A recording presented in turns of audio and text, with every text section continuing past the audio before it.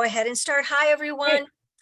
My name is Laura Woodward Cavers. I am welcoming you to the Holiday Book Buzz. I think this is our third Holiday Book Buzz, and I am with Manda Riggs of the Elm Street Books. And we do this each year. It's one of our highlight times of the year to talk books with all of you.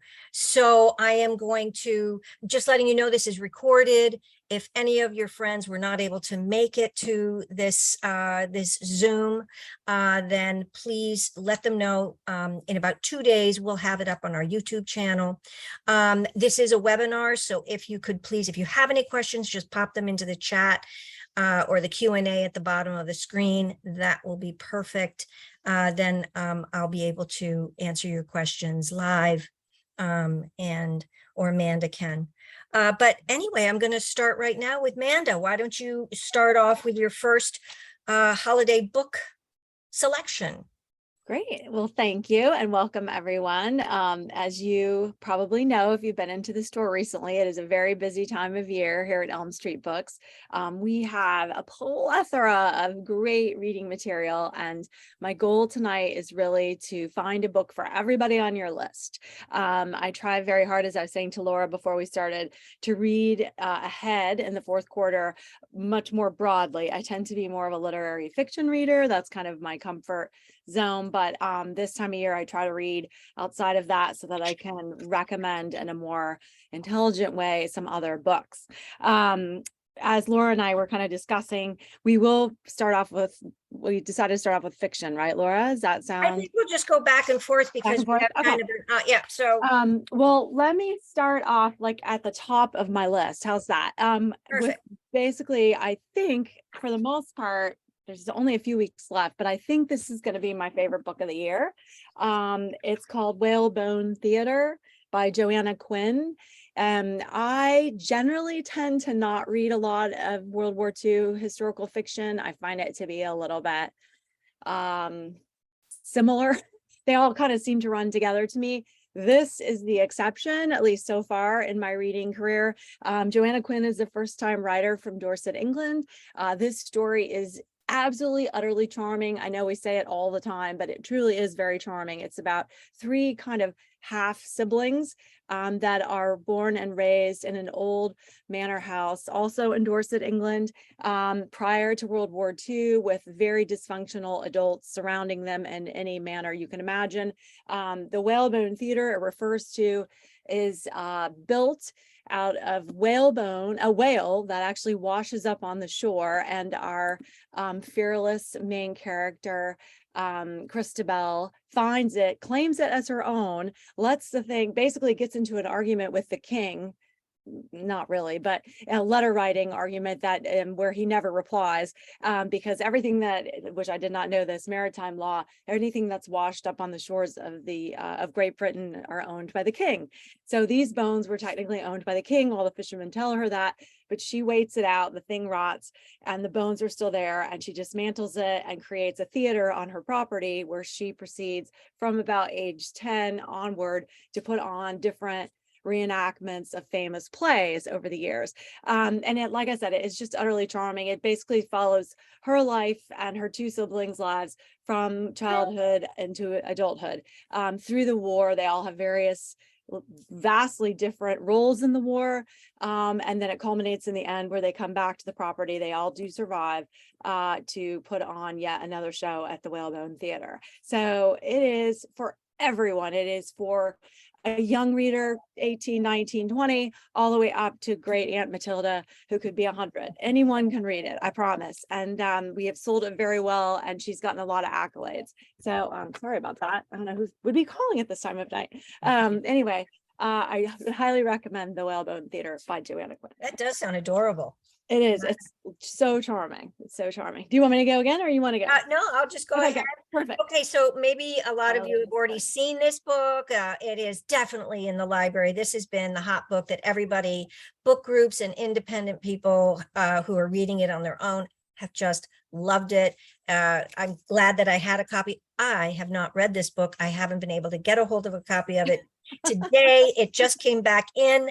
I grabbed it because I was going to talk about it. So if for those of you who have not read this, this is just sort of a fun historic fiction, but it's on a timeline of two different timelines.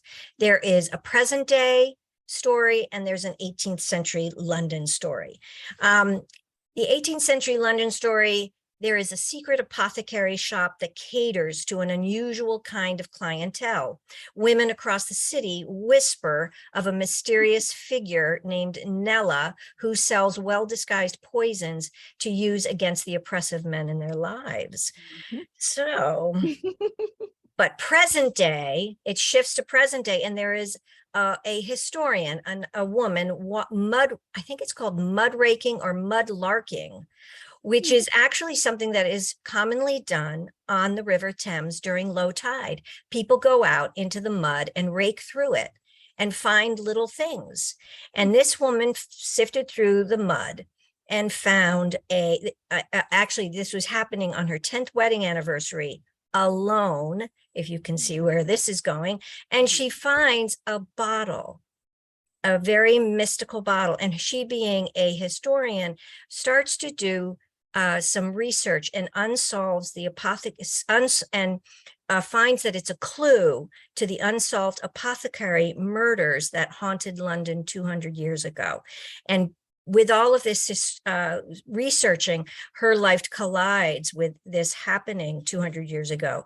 And not everyone survives. So people have said it's a very, very suspenseful book. Just wonderful style plot twists and turns. I even had a husband drop it off saying, my wife read this book and said, try this book, you might like it. And he loved it. So I think it's for everyone. It's just so well created. The characters are fun. And the whole premise just is very, very tantalizing. I highly recommend this one. Excellent. That's been a big seller for us the last. Yeah.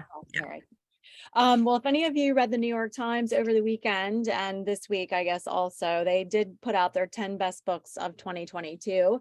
One of my choices tonight is on that list, Demon Copperhead by Barbara Kingsolver. I'm a very big fan of Barbara Kingsolver over the years.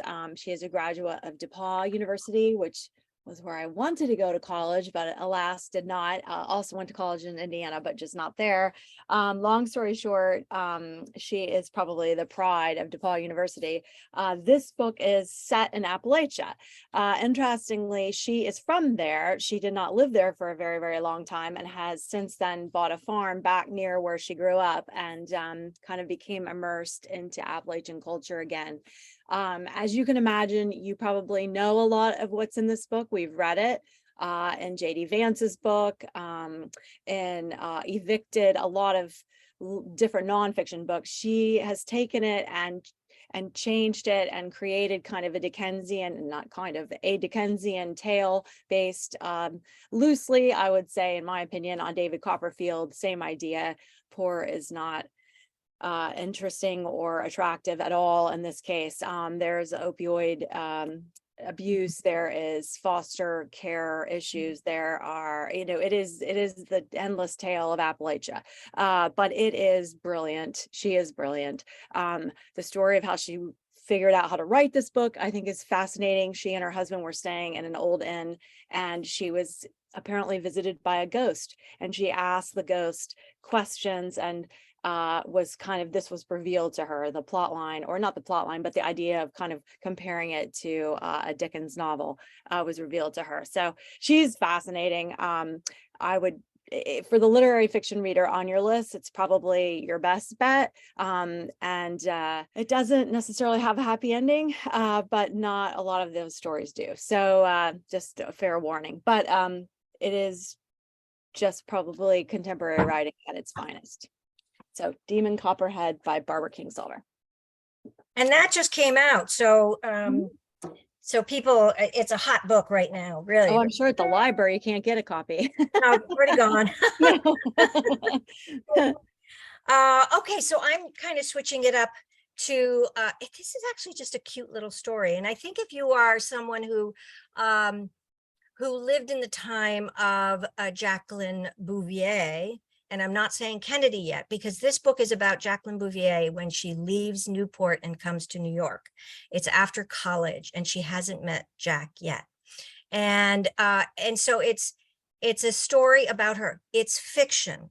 I'm going to tell you right now, it's fiction, though it is fiction that is superimposed on a lot of truths about Jacqueline Bouvier when she is leaving home. Her parents are vividly displayed in this story, as well as her life as an editor in the magazine world. Eventually, she does glimpse Jack at a campaign rally, and he sees her, and sparks fly. But he is going from congressman up to senator. He's busy campaigning, so he's not really in the story. But he asks a friend of his, an old child friend of his, to date her, to keep her busy, so that she's off the market. So when Jack's ready to date her, I like it. and it's actually his voice. It is the oh gosh, I've forgotten his name. It's such a cute, he's such a cute man. And Lem is his name. And he writes this story about, wait, how do I get it? There we go. Writes the story of Jackie Bouvier coming to New York, being an editor, and he and she, they really do become great friends, which actually is a true part of the story. They are great friends in real life. And he does date her before ever then relinquishing her to JFK. But anyway, it's just those fun years. It's not a serious book. It's just one of those fun, kind of delightful, really delve into an era and the development of someone who really became quite an icon in our world. So it's a fun little book, but it's fiction. It's not real. Fiction. Yeah, I guess that would be hard to know, right? That's like confectionery, we call that, right? Confectionery sweet. Okay, my next choice, also fiction. I switched a little bit to mystery, and I thought I wanted to pick something. Gosh, there's so many kind of tawdry, violent, horrifying mysteries. All read by a very big bookseller here at our store, Chrissy Borchetta, who loves that type of book. I, however, do not. I tend to be a little more vanilla on my mysteries. I like just a great story and actually a good mystery that is quizzical and puzzling.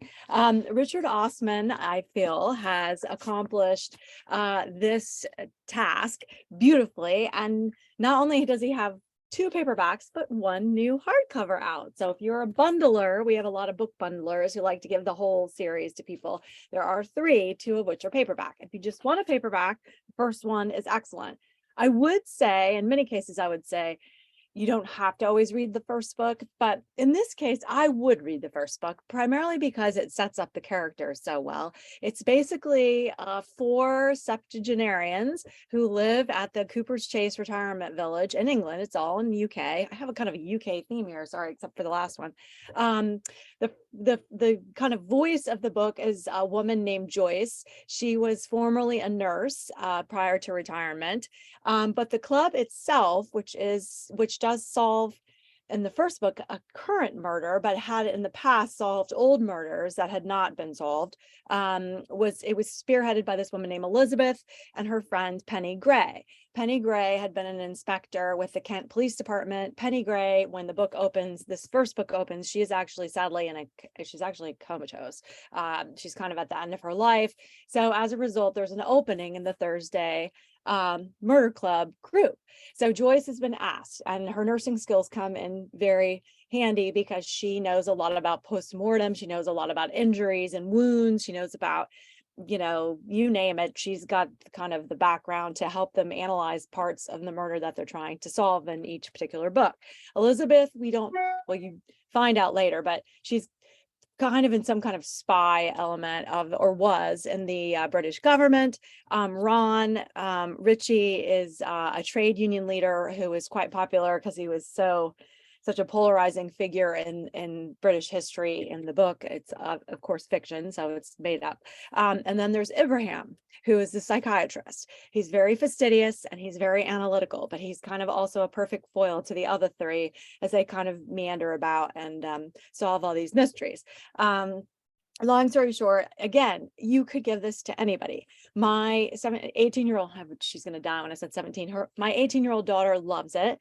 And my mother, who will be 80 very soon, is getting all three for Christmas. So, but she isn't watching this, so I'm not spoiling anything yet. But anyway, I would highly recommend it if you have a mystery reader in your family.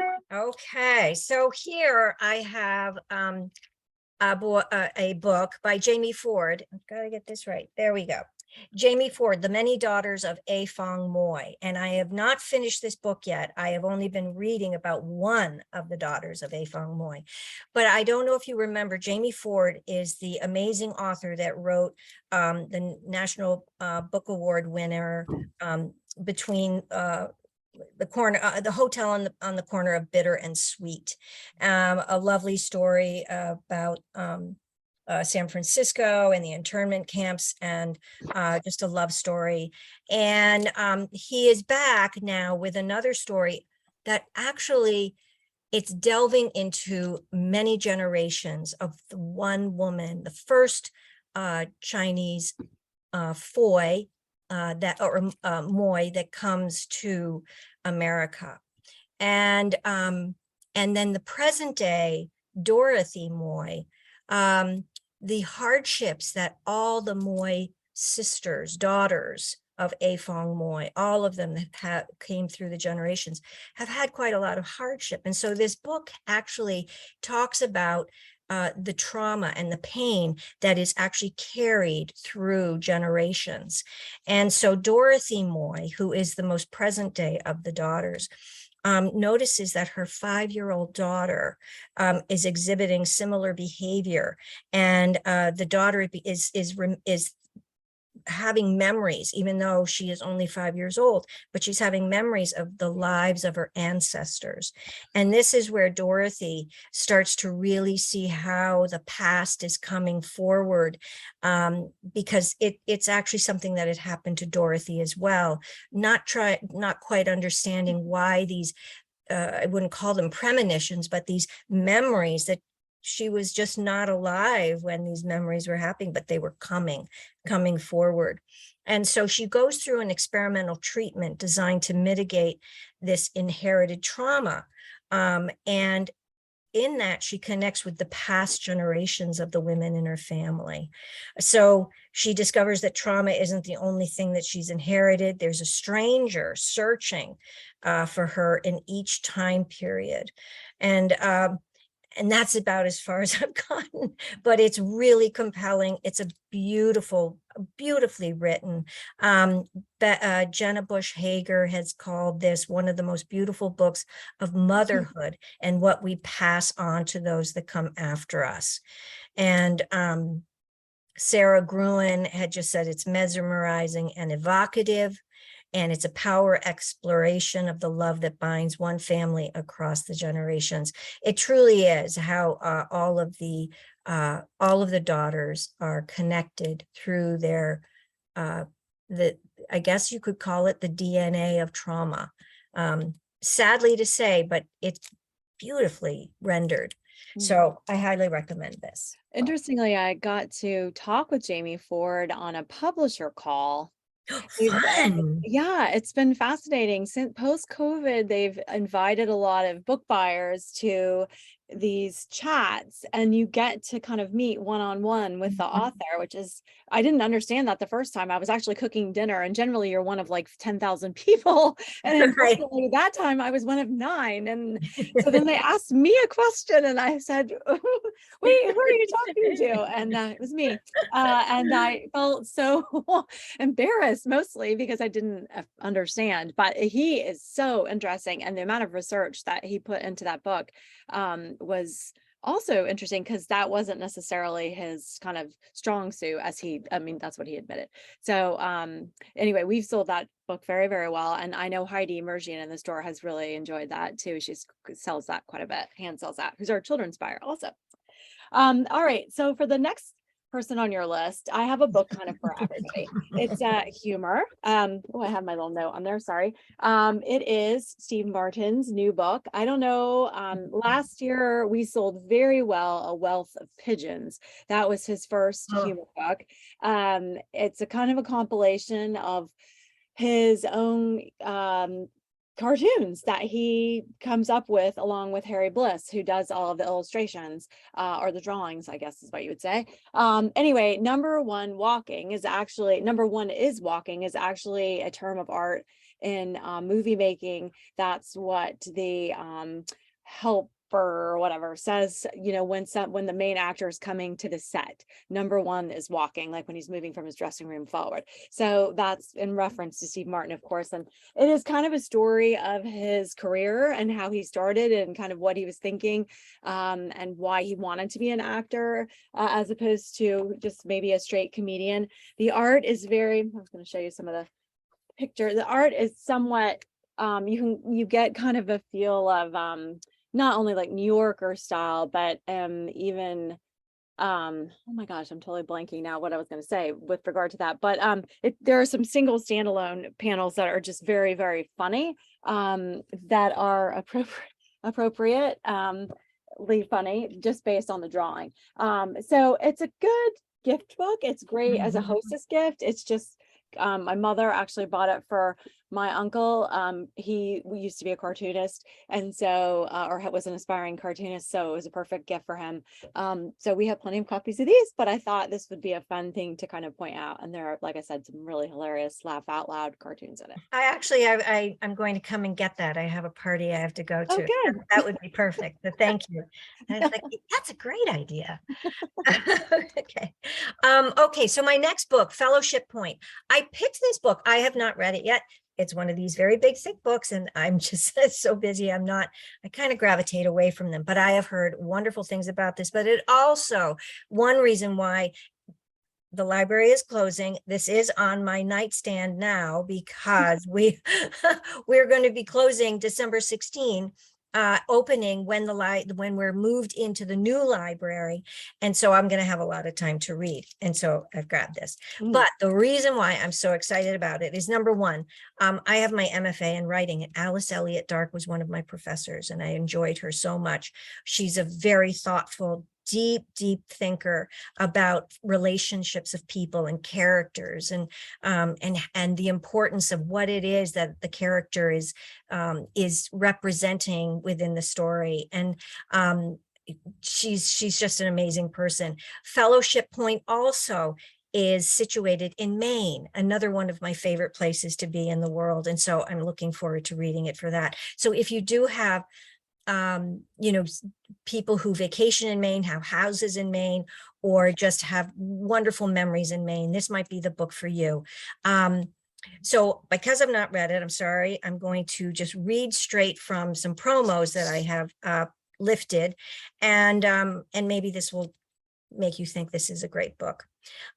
So celebrated children's book author Agnes Lee is determined to secure her legacy, to complete what she knows will be the final volume of her Franklin Square novels, and even more consuming, to permanently protect the peninsula of majestic coast in Maine known as Fellowship Point. To donate the land to a trust, Agnes must convince shareholders to dissolve a generations-old partnership. And one of those shareholders is her best friend, Polly. Fellowship Point reads like a 19th century epic, but it is entirely contemporary in its reflections on aging, writing, and stewardship. At its heart, Fellowship Point is about caring for the places and people we love. This magnificent novel affirms that change and growth are possible at any age. People magazine said that it's engrossing, studded with wisdom about long-held bonds. New York Times book review has said enthralling, masterfully written, rich with social and psychological insights.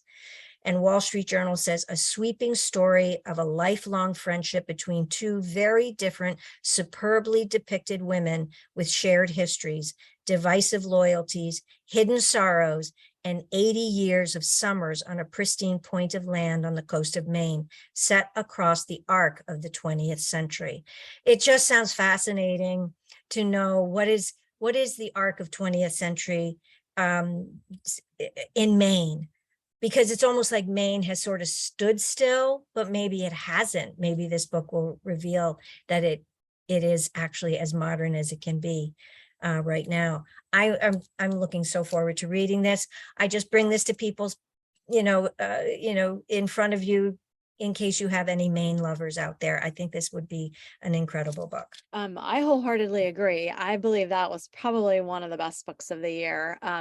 I was a huge fan. Alice Elliott Dark did come to New Canaan, and we were lucky enough to get her to come. I thought the book was terrific. I read it early on as a manuscript. Mary Sue Rucci, who is the editor of that book, is from New Canaan also. So it was kind of an interesting, close to home story. The last 30 pages, I gasped out loud, burst into tears, and voraciously finished the end of the book. I just couldn't believe it. There was such a magnificent twist in it. And I tend to be a bit of a naive reader purposefully because I like to be surprised. And I was definitely surprised. I was reading it next to someone and he was like, "What happened? What just happened?" And he was so taken aback because, I was a very silent reader until I wasn't. So I wholeheartedly agree. We have a lot of copies of that book. I put it in everyone's hands that come into the store if possible, because it's great. It's terrific. Good. Well, I'm so glad you recommended that. All right. Okay. So moving on for the next difficult person in your life to buy a book for, I have a great sports book. It's also a great history book. This is called Path Lit by Lightning, The Life of Jim Thorpe, who arguably could have been, or perhaps is, one of our greatest athletes of all time. In fact, I know he is one of them. Whether he is the best, I guess, remains to be seen as we go on in life. But long story short, Path Lit by Lightning is the translation of his Native American name, which was Watho Hook or Huck. I'm not entirely sure how you pronounce that. He was born into the Sook Fox Nation, which is now basically Oklahoma. And as many of you may or may not know his story, he did win 2 gold medals in the 1912 Olympics, one in the decathlon and the other in the pentathlon. Oddly or ironically, both of those were taken from him because he was found to have been paid to play semi-professional baseball, which luckily in the 80s, unfortunately, it was 30 years after he died. He died in 1953. And he'd battled alcoholism. He'd been married a couple of times. He had a lot of children. He struggled to find steady employment, but they did reinstate his Olympic medals to his family 30 years later. They said it was just they had a reason, but it seemed kind of ridiculous that they'd taken him from him to begin with. It was fascinating to read about him, though, because I did not realize a couple of things. One, there was a boarding school in Pennsylvania for Native American children. It was called the Carlisle Indian Industrial School. It was founded in 1879 and it was disbanded in 1918. The theme of this school was "Kill the Indian to save the man." The idea was to assimilate Native Americans into American culture. They didn't want them to look any different, be any different, act any different. And he was a graduate of this school. Also, interestingly, I learned, for many of you who are New Canaan football families, Pop Warner, which is a big introductory football league for kids, Pop Warner was the football coach at this school, at the Carlisle Indian Industrial School, and he was Jim Thorpe's football coach.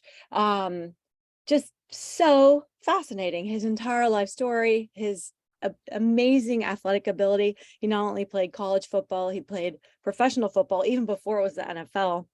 He played professional baseball and he played professional basketball. So he makes a lot of the other guys who are cross sport athletes look like, they're beginners. He was just so adept at what he did. And so if you have a sports fan in your life who also loves history and might be interested in reading about someone who a lot of people really don't know a lot about, Jim Thorpe, this is an excellent book. I'm also a big fan of David Moranis. I think he's an excellent writer. And we have a big stack of these on the shelf. And I think maybe the New York Times picked this one too, somewhere along the line, but I did read it early on just because I was interested in the subject matter. So it's extremely well written and it's very readable and story-like. It's not just a recitation of facts. I actually grew up with brothers who were very big into sports, and Jim Thorpe, his name always came up every once in a while, like running as fast as Jim Thorpe. And my brother was a javelin thrower, and he goes, "Oh, throw this like Jim Thorpe," you know. The thing you said, I guess. So I'm glad that he's getting his due, because he Yeah. was. Back then, they would just say he was the greatest athlete of all time. And he was a So- twin. This is the other thing I didn't know. He was a twin, and his brother died when they were 9. So you kind of are, it's just fascinating to me that kind of those kinds of stories and his perseverance. But it's a very sad story also. Sounds very inspirational also. Wow. Mhm. Okay, so my next book it's a fiction book. And this is not for the faint of heart either. It's this won the Gancourt Prize in France. It's been translated into English. This, I warn you, must be read in a very close read, because there's 2 timelines, but they're very closely connected. But the premise of the story, it also goes into a little bit of sci-fi, but actually stays very present day. So basically what this story is about, what the anomaly is that a plane takes off from Paris and is flying to Newark Airport. And mid-flight over the ocean, they hit a big cloud of hail. And in this cloud of hail, the plane is being tossed everywhere, and everyone on board, even the pilots, everyone thinks they're going to die. The plane is going up, it's going down, it's twisting around, it's just all over the place, and they all think they're going to die. And then all of a sudden, the plane breaks out of this cloud, and they're in sunshine, and everything is fine, and they just fly on and land in in Newark, New Jersey. Pretty much at the right time. What they didn't know is during that time inside the cloud, another plane was created, a doppelganger, one that looked just like the other, all the same people, same clothing on, same pilots, the dings on the airplane that were created from the hail are the same as on the second plane. It's just created a facsimile of the other plane. That lands 3 months later in Newark, New Jersey. And what happens when there's 3 months of the same people's lives that are happening all over again?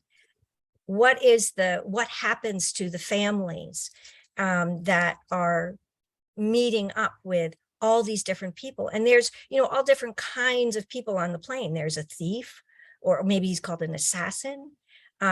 There's a rock and roll star, or maybe more like a rap star. There's a man fighting cancer. There's a lot of different people. And what is 3 months to all of those people? What happens with that? And what happens, how does the government deal with all of a sudden a plane coming in with a second set of people that had just landed 3 months earlier? And they don't want to set up panic. And so they sort of sequester away the second plane until they can't really sequester anymore. There's all these like what ifs, and it makes you read and read and read, because you come upon the next issue and the next issue and the next issue about 3 months of each person's life. It's fascinating.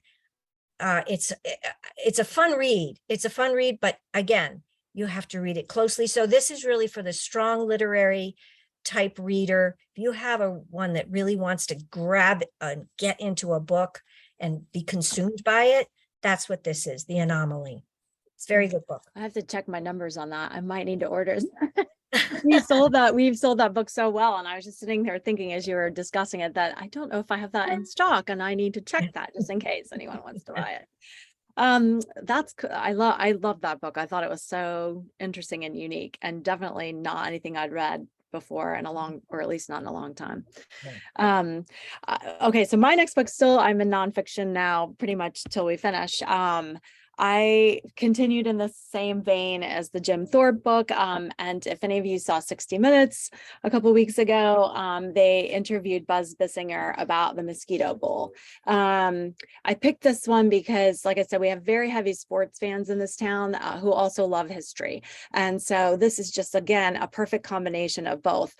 This really is a truly balanced sports and history story. Buzz Bissinger is most famously known for his book Friday Night Lights, which I'm sure many of you have either seen the movie, the series, or both, or read the book if you're lucky enough to have read the book, which was brilliant, I thought, years ago. The Mosquito Bowl itself is really a bowl game, kind of a what should I say, casual, not casual, not Pickup game. formal. Yeah, it wasn't a formal bowl, but it was a bowl game between the 29th and 4th regiments of the 6th Marine Division during the war. The football game was on the Guadalcanal, actually. And what I loved most about this is that it just humanized in so many ways the soldiers that we just forget. We really just forget they all had lives. They all had these fascinating, interesting lives. 16 of the players, of the 65 players that played during the bowl game, were either signed by the NFL or were going to get offers after the war to play professional football. So they were really seasoned, experienced players. To offset that, 15 of the 65 players died a couple of weeks later in Okinawa. It was just utterly fascinating to me to think about that as I was reading this. And then he does what I think truly great history writers do. He takes the stories, the individual stories, and he makes them so personal and so relatable. And so you're so invested in what ends up happening on Christmas Eve in 1944. So we have a lot of these in stock. We've sold a lot of them also. That's been out a couple of months now, but I definitely would highly recommend it for anyone on your list, male, female, it does not matter. If they love a good story and they love history, especially this time period, I would highly recommend Mosquito Bowl. Yeah, that's going out like crazy here at the library, and book groups are snatching it up. And yeah, that I don't think we have any more at the library because yeah, they're gone. So nice choice. Okay, so I'm now switching on to nonfiction, and this is my book. There you go. Dinners with Ruth by Nina Tottenberg. I just finished this, and it's really though it says Dinners with Ruth, it's really a story about Nina, but Ruth figures very highly in with Nina, as well as with Cokie Roberts. All of them were, well, Nina is the I guess the court correspondent for NPR for decades now. She has been reporting about the Supreme Court's Washington D.C. courts, and she has gotten to become very close friends with all of the judges, all of them there at the Supreme Court. And so she has dinners with them, and she talks about their funny dinners, and, you know, Scalia and Brenner and all of them, you know, she has these really funny, interesting stories that are, you know, the humanized side of these people. But of course, with Ruth just recently passing, Ruth actually was one of her best friends. Just was part of, they had met actually before she became before she was on the Supreme Court. She had met her at conferences up in New York, and when Ruth Bader Ginsburg was up in New York City as a district judge, and some of her landmark cases that she wrote there, as well as in the Supreme Court. It's just really I found myself enthralled by what had to happen back in the 60s and 70s for women to find work, to get work, to be given the ability to go to work. And really Nina and Ruth were right in the middle of it. I didn't know what I was going to expect when I picked up this book, but that's what I got, is a reminder of the history of women just wanting to do more, be more, just get out of the house and do what they want to do, and be taken seriously and have respect. And these ladies were right at the forefront of it. And so it's just their two stories. It's not a whole, huge, history perspective of, all of it. It's just Nina and Ruth. And then, yes, Ruth and her landmark cases that she would argue. It's in there as well.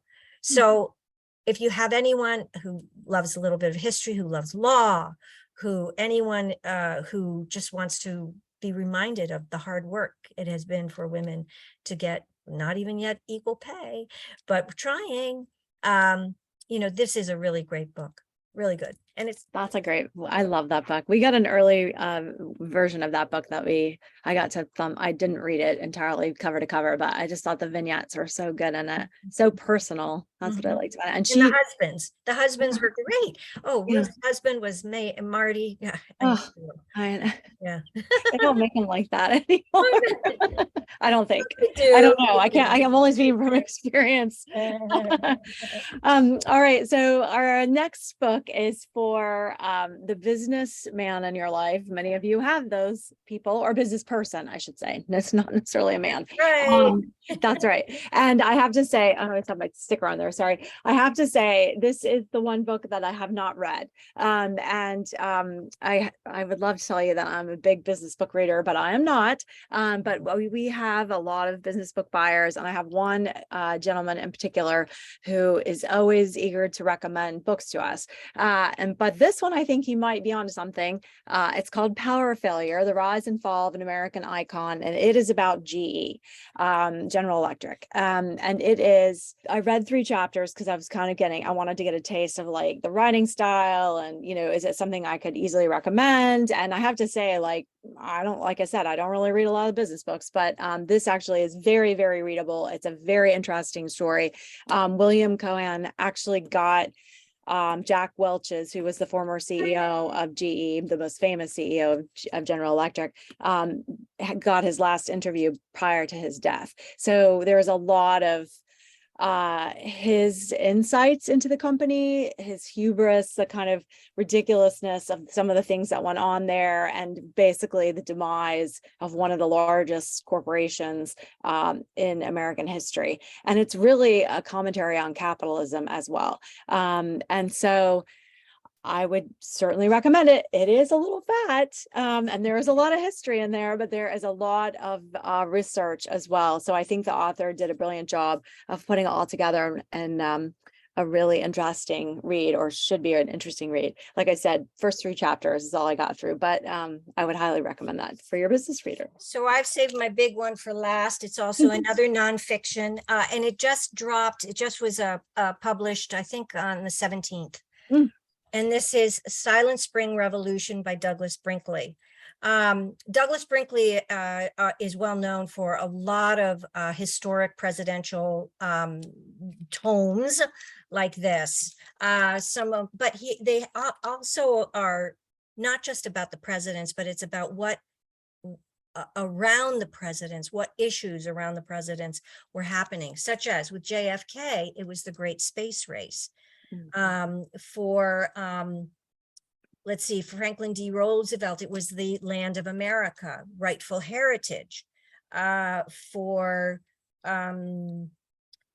Theodore Roosevelt, who was the wilderness warrior. So he very much takes a president and then wants to know what was he doing for the country while he was president. And Silent Spring Revolution centers around Rachel Carson's book, Silent Spring. She wrote the book that alarmed the world about DDT and its effect on the bird populations, as well as other environmental effects. And when that book came out, it was jarring to everyone to understand how they are polluting themselves, polluting the world, polluting themselves, polluting their children. And so this is actually the underneath title to this is John F. Kennedy, Rachel Carson, Lyndon Johnson, Richard Nixon, and the Great Environmental Awakening. And it's all about how the environmental movement really began and what each president did for that. So, Carson's book was published in 1962. Since then, the Wilderness Act, 1964, the Clean Air Acts of 1963 and 1970, the Endangered Species Act of 69 and 73. This really was a solid galvanizing book that really captured the presidents and wanting to take action. And this very thick book I have at home also that I'm going to read. It's very thick. Well, the library is closed, but this is the Right. copy that is at the library right now. If anybody wants it, they can check it out, or you can buy it at Elm Street Books. Buy it. Yeah, but I just think how fascinating that someone has taken this idea to see how presidents actually, what are they doing on a particular issues, on certain issues. And I just find this very interesting. So if you have anyone in your home who environmentalist, or if you have someone who is interested in presidents, in history, this might be the book for them. Which is a perfect segue because my last nonfiction, and then I have one little blip at the end there, is a science book also. So that kind of feeds into that because I think this book sits very close to that book. All B and N is a little bit separate. But this is called Life Between the Tides by Adam Nicholson. This is my science choice. I absolutely loved this book. I don't read, again, I really rarely read science books, but the cover I thought was so absolutely gorgeous. I guess there's nothing on the back there, but the crab I was attracted to. Anyway, the cover is gorgeous. The book is basically about rock pools and the lives of the tiny creatures and other life forms that live in these rock pools. And his are primarily the ones he's studying off the coast of Scotland, which is a little bit near and dear to my heart because I have a daughter going to college in Scotland at the moment. So when I picked this up, I was like, oh, I was meant to read this book. But what I found so fascinating, other than his interest in the subject matter, which I didn't know I would be interested in, but were all of the beautiful not the illustrations, but all the beautiful pictures of the things he's finding in the rock pools that far north in Scotland were utterly fascinating to me. And the color was so interesting to me because you don't necessarily think of rock pools as having a ton of color, at least not in the north. But I thought it was lovely. The book is lovely. It's really interesting. You learn a lot, like I said, about these kind of little communities in the rock pools, but he is also just the most gifted writer. It is like reading poetry. He writes with a cadence and a rhythm that I don't think you generally find in science writing, or at least not in my very small experience. He also incorporates a lot of literary figures into his writing and their experiences within their writing and in his research with rock pools. Virginia Woolf, T.S. Eliot. I was just fascinated. Like I just thought, wow, like if I could pick up a science book that had literary icons in it, this would be the one. And like I said, I just thought the drawings were beautiful on the cover, but it is just utterly fascinating. And the guy is super prolific, the author. I mean, he's written about 25 books on you name it, all from the seabird's cry all the way up to wetlands, all water related. He's definitely a water guy. So if you have a scientist in your life or someone who's interested in pursuing science, I certainly would recommend Life Between the Tides by Adam Nicholson. And then my very last book is really a personal choice because we got this book into the store and I had been really interested in going to this restaurant in New York. So this is for the cook or the chef in your life. Personally, I had collected cookbooks my whole life. I have about, I mean, God knows how many I have, but I rarely use them anymore, primarily because we have this silly phone. So when I want to go look up, Ina Garten's whatever, chicken curry, chicken salad, I just look on my phone and I get the recipe. I don't actually go pick up the book anymore, which is kind of a sad commentary on what the phone has done for us in many ways, good and bad. So I was thinking to myself, if I was going to buy a cookbook, what would prompt me to do that? And so this particular cookbook is based on the restaurant that's in Greenwich Village, in West Village, Via Carota.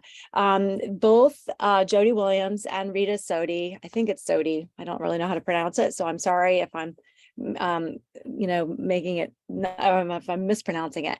This is a gorgeous, literally a gorgeous cookbook. Not only are all the pictures gorgeous in it, it's just special. It's arranged by season, which isn't unique. I mean, I have seen that in other cookbooks, but this is particularly good because it's all pasta. So as a pasta fan, pasta and dessert, I should say, anything that's related to dough. And that's what I thought was so interesting, because as I went through the whole cookbook when we got it in, which I have to say as an aside, drove me to the restaurant. I ended up going down on a whim and standing in the line and getting on the list and got the last seat at the bar one night to sit and have literally one of the most delicious meals I can remember in recent times. But what was fascinating about this is at the very end of the book, there are 3 recipes for 3 different kinds of dough. And I just thought this was so cool. One is the pasta sfoglia, which is the egg pasta. The other is semolina dough, which they use basically for all the other pastas. And then the last is pasta frolla, and that's their sweet dough. That's it. All 3 of those doughs create every single one of the pastas in the book, including the desserts. So I just think it's unique in that way. I think that they are special and interesting people because they just love food. They love fresh food, and the food is actually delicious. So I ended up taking a group of friends back again not long ago for dinner. So if you haven't been to Via Carota, please go. It's on Grove Street down in the city, in the village. 2 times in the last couple of months, I would say it's worth your time to check it out. And this is truly a great little cookbook that you could get for someone who is interested in cooking and food generally. So thanks. Great. That sounds wonderful. I can't Yeah. believe that my stomach is hungry after Thanksgiving, that after hearing all of that, I'm like, oh my You've been God. starving yourself all these days, Laura. Now you can go down and have some I'll go. pasta. Yes, yes, yes. Don't make anything, just go down and get it. No, it's Go good. down and get it. Yeah. Wonderful. Yeah. Well, I think we are done. I'm just going to tell everyone that yes, the library is going to be closing December 16. And so if you want, please come in, get as many books as you would like, because all the due dates will be, all the books will be due February 21, because we do believe that we will be in the library and operating in February. And so please come in, get books if you would like to have just stock up there on your TBR pile. We will have a book drop. If you want to bring the books back, you can put them into the book bin, but we literally are picking up our computers, we're picking up all the books, we're picking up everything and moving it into the new library. So the books may not come off your account until the 21st. So we're just pushing everything out so that nobody would get fines. And so we're excited. We are asking if there are volunteers. Literally, we are moving books from one building into the next. We welcome volunteers coming to help us. And just let us know if you are interested. And other than that, everyone have a wonderful holiday. I look forward to seeing you all before we close. And anyway, Happy New Year, because I won't see you then either. do you have some final words, Manda? Well, thank you, Laura. As always, you're so gracious to have us included in your book chat. And I love being able to talk about all the fun and interesting books that we have. We are open every single day. We close at 2:00 on Christmas Eve. We're closed Christmas Day and Boxing Day, and then right back open again for all of your post-Christmas money that you want to spend and gift cards, hopefully, that you'll get in your stocking. We wrap everything for you. As you all know, you're all such wonderful, great supporters of Elm Street Books, and we wouldn't be here without our community, nor would our library. And so I'm just happy that the two of us work in such lovely collaboration. So thanks, Laura, very much, and good luck with your move. Yes, thank you. So I'm printing up these and sending them over also. Great. Amanda will print some of them up. So everything we've talked about is on this little handout. You can take it with you and shop to your content, Awesome. and check everything off. And that would be Great. great. All right. Thank Hey, you. wow, we did it within an Yeah. hour. We did it. Happy Thank you holidays. for coming. Happy holidays, everyone. Thank you. Bye, everyone. Bye-bye.